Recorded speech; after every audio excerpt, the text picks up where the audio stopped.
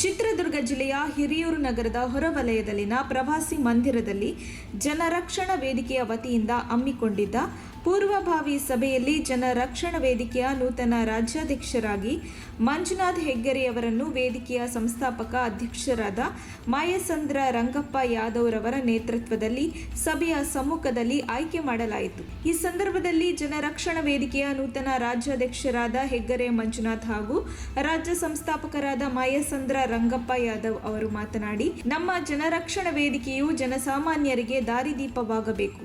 ಕರ್ನಾಟಕ ರಾಜ್ಯದ ಯಾವುದೇ ಮೂಲೆಯಲ್ಲಿ ಜನಸಾಮಾನ್ಯರಿಗೆ ಅನ್ಯಾಯ, ಮೋಸ, ವಂಚನೆ ಮತ್ತು ಅಭಿವೃದ್ಧಿ ಕುಂಠಿತವಾದಲ್ಲಿ ಆ ಸ್ಥಳಕ್ಕೆ ಭೇಟಿ ನೀಡಿ ಜನಸಾಮಾನ್ಯರಿಗೆ ನ್ಯಾಯ ದೊರಕಿಸಬೇಕು ಮತ್ತು ರಾಜ್ಯದ ವಿವಿಧ ಜಿಲ್ಲಾ ಮತ್ತು ತಾಲೂಕು ಮಟ್ಟದಲ್ಲಿ ವೇದಿಕೆಯ ಸಂಘಟನೆ ಮಾಡಿ ಜನರಕ್ಷಣಾ ವೇದಿಕೆಯನ್ನು ಇನ್ನಷ್ಟು ಬಲಪಡಿಸಬೇಕು ಎಂಬುದಾಗಿ ತಿಳಿಸಿದರು.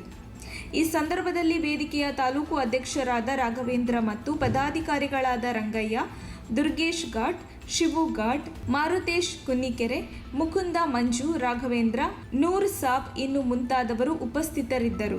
ವರದಿ ಮುರಳೀಧರನ್ ಆರ್, ಚಿತ್ರದುರ್ಗ. ಸುಮಾರು ವರ್ಷಗಳ ಕಾಲ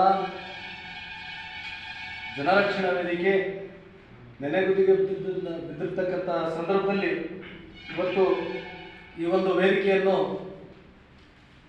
ಈ ಒಂದು ರಾಜ್ಯದಲ್ಲಿ ಒಂದು ಅಸ್ತಿತ್ವಕ್ಕೆ ತಂದು ಜನಗಳಿಗೆ ಒಂದು ಹೋರಾಟದ ಮುಖಾಂತರ ಅವರಿಗೆ ನ್ಯಾಯ ಕೊಡಿಸಲಿಕ್ಕೋಸ್ಕರ ಮತ್ತೆ ಅವರ ಒಂದು ಜೀವನ ರೂಪಿಸಲಿಕ್ಕೋಸ್ಕರ ಈ ಒಂದು ಸಂಘಟನೆಯ ಉದ್ದೇಶವಾಗಿರೋದ್ರಿಂದ ಯಾವುದೇ ಜಾತಿ ಭೇದ ಭಾವ ಇಲ್ಲದ ಅಂತಹ ಸಂಘಟನೆ ಅಂತಂದರೆ ಅದು ಜನರಕ್ಷಣಾ ವೇದಿಕೆ. ಈ ಒಂದು ಜನರಕ್ಷಣಾ ವೇದಿಕೆ ಅಂತಂದ್ರೆ ಇಡೀ ಜಗತ್ತಿನಲ್ಲಿರ್ತಕ್ಕಂಥ ಯಾವುದೇ ಜನಾಂಗ ಆಗಿರ್ಬೋದು, ಕೆಲವು ಈಗ ರಕ್ಷಣಾ ವೇದಿಕೆ ಇರ್ಬೋದು, ಕೆಲವು ಹಲವಾರು ರಾಷ್ಟ್ರೀಯ ಪಕ್ಷಗಳು ಇರ್ಬೋದು, ಪ್ರಾದೇಶಿಕ ಪಕ್ಷಗಳು ಇರ್ಬೋದು, ಅಂಥ ಒಂದು ಪಕ್ಷ ಸಂಘಟನೆಗಳು ಕೂಡ ಕೆಲವು ಜನಾಂಗ ಧರ್ಮಗಳಲ್ಲಿ ತಾರತಮ್ಯಗಳನ್ನ ಮಾಡ್ತಕ್ಕಂಥ ಕೆಲಸ ಕಾರ್ಯಗಳನ್ನ ಮಾಡ್ತಾ ಇದ್ದಾವೆ. ಇದು ಎಲ್ಲರಿಗೂ ಗೊತ್ತಿರ್ತಕ್ಕಂಥ ವಿಚಾರ ಕೂಡ.